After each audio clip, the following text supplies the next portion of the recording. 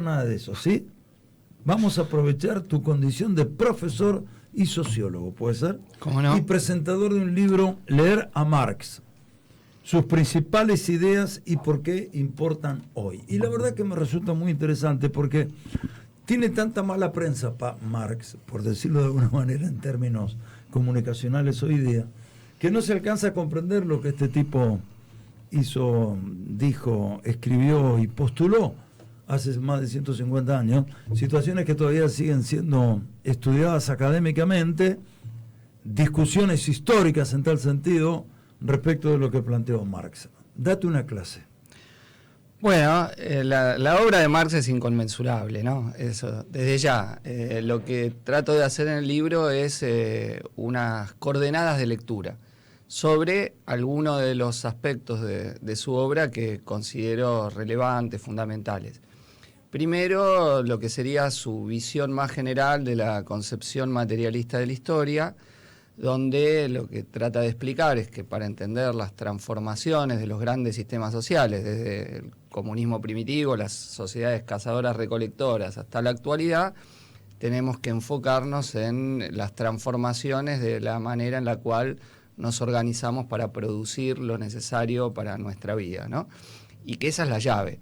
O sea, que no había un movimiento autónomo de las ideas o de la razón que explicaba los cambios de las sociedades, sino las condiciones materiales de vida eran lo que nos va a dar la llave para entender las transformaciones generales de un tipo de organización social a otro tipo de organización social. Materialismo histórico. El materialismo histórico. Y ahí Marx introduce algo que es muy interesante, porque había filósofos materialistas en el mundo antiguo y en el siglo XVIII también, pero que nos pensaban como producto de las circunstancias en las que estamos. Es decir, como es un bahiense, porque las condiciones de la vida de Bahía te hacen una subjetividad o la vida en tal sociedad, etc.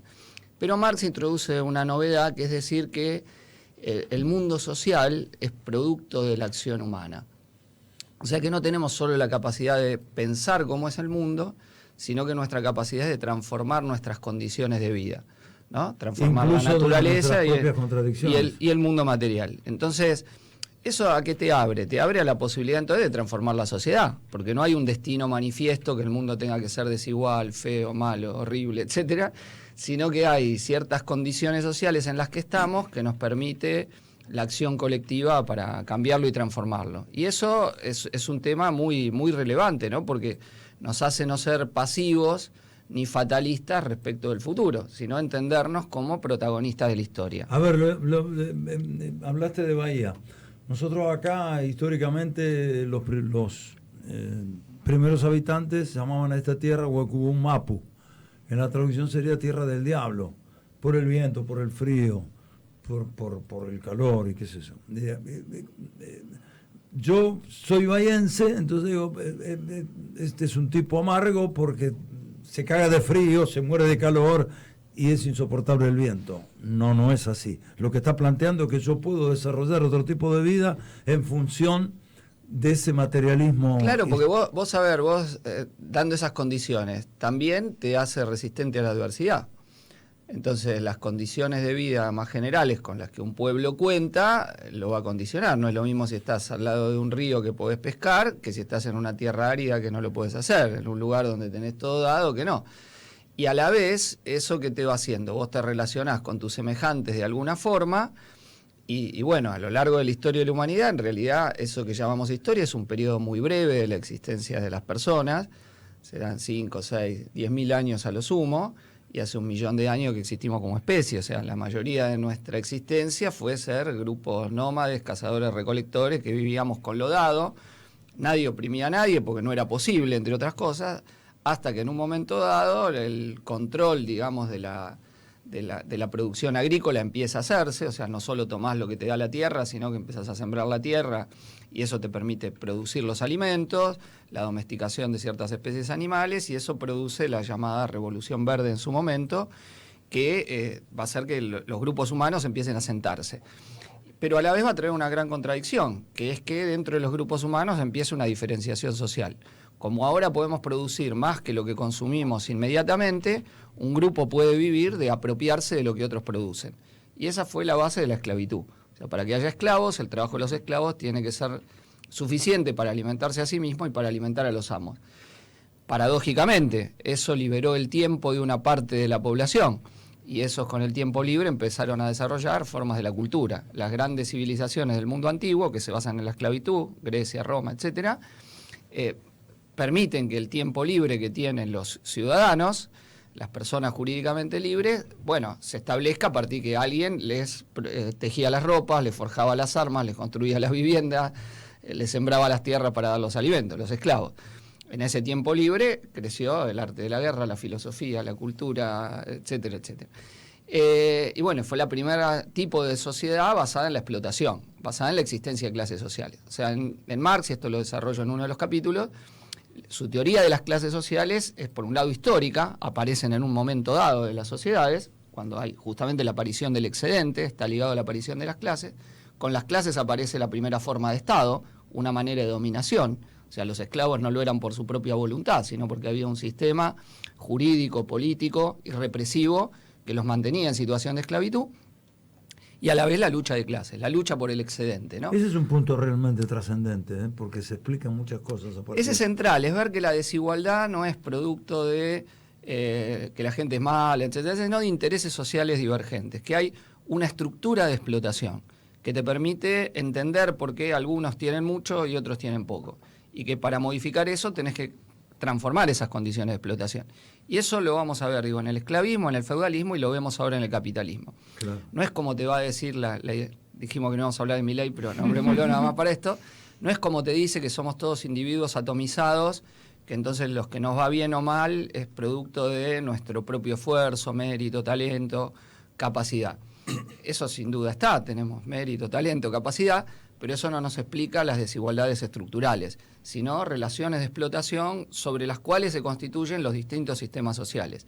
Este es uno de los sistemas sociales constituidos sobre determinadas y específicas relaciones de explotación, que son las relaciones capitalistas, la explotación del capital sobre el trabajo, donde la riqueza de uno se explica a partir de la plusvalía que le sacan a los otros, que es la forma que toma el trabajo excedente en esta sociedad.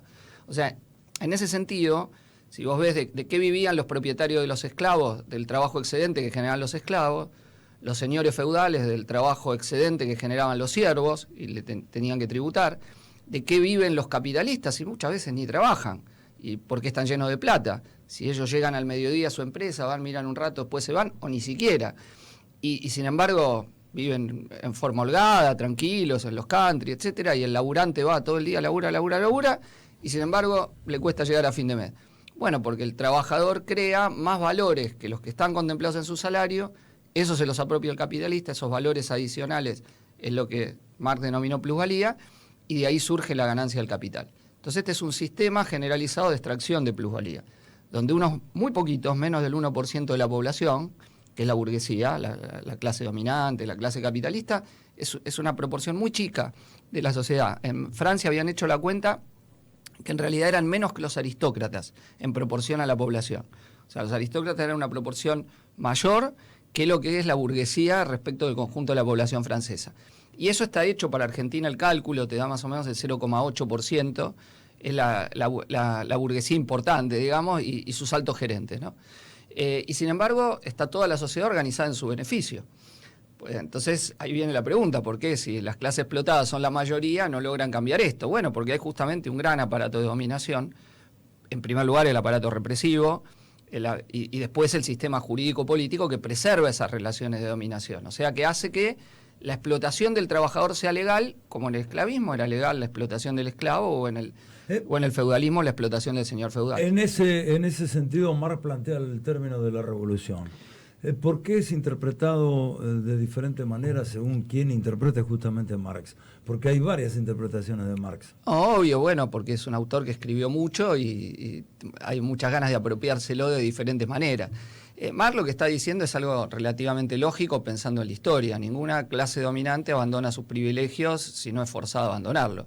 Y esa es una lección que la historia había mostrado. O sea, recordemos, veníamos de la Revolución Francesa, no es que el rey de Francia dijo, me convenció Rousseau de los derechos del hombre y vamos a cambiar las cosas. Libertad, fraternidad. Libertad, igualdad y fraternidad, ya está.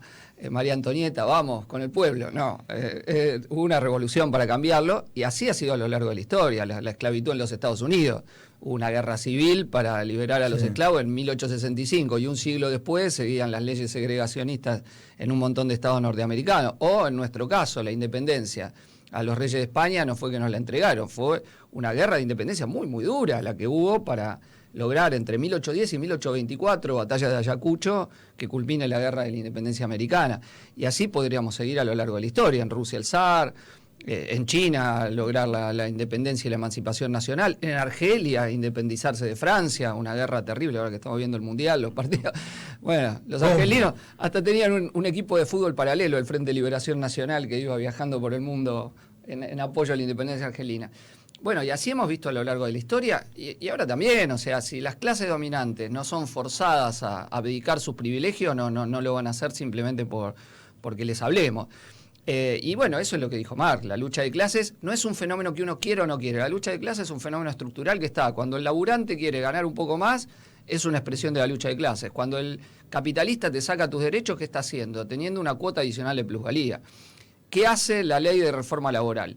Una transferencia enorme de recursos del trabajo hacia el capital, o sea, sacarte más plusvalía, eso es lo que están haciendo. Cuando no te va a pagar más la indemnización el empresario y lo van a sacar del ANSES, se queda con una cuota adicional de plusvalía.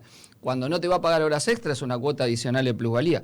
Cuando te rebaja el tiempo de descanso, me contaban en una multinacional de la alimentación, 15 minutos, o te cambian el lugar donde fichás, no fichás en la entrada, fichás al lado de la máquina. Eso que te parece una tontería son 20 minutos más que se queda el capitalista de cada obrero que entra. Está hecha la cuenta de cuántos empleados más debería tomar si no hacen eso. Sin embargo, te van sacando plusvalía por todos esos lados. Cuando te ponen una cámara para que no puedas tomar mate con tu compañero o tu compañero, o te limitan el tiempo para ir al baño, todo eso es una disputa por el tiempo de trabajo. Cuando se discute la jornada laboral, ¿hasta cuántas horas me podés explotar diariamente?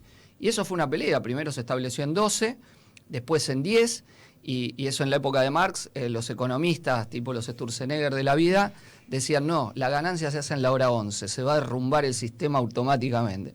Bueno, fueron 10. Después el movimiento obrero planteó las 8 horas de trabajo, obviamente, la gran lucha de los mártires de Chicago y de todo el movimiento obrero mundial. Y bueno, y hoy está un debate sobre la jornada laboral. En nuestro caso, de la izquierda, planteamos que tendría que ser de 6 horas, pero incluso, no sé si menos. Pero 6 horas para empezar, porque obviamente la productividad del trabajo ha aumentado, pero eso no redunda en que vos vivas mejor y labures menos. Al revés, en Argentina el tiempo de trabajo se está extendiendo, porque como con tu venta de tu fuerza de trabajo no te alcanza para vivir, tenés que trabajar de otra cosa más. 3 horas de Uber. El multiempleo. El pluriempleo. Así es. Entonces, eso es producto de que la fuerza de trabajo no se paga de acuerdo a su valor. El valor de la fuerza de trabajo es un costo de reproducción.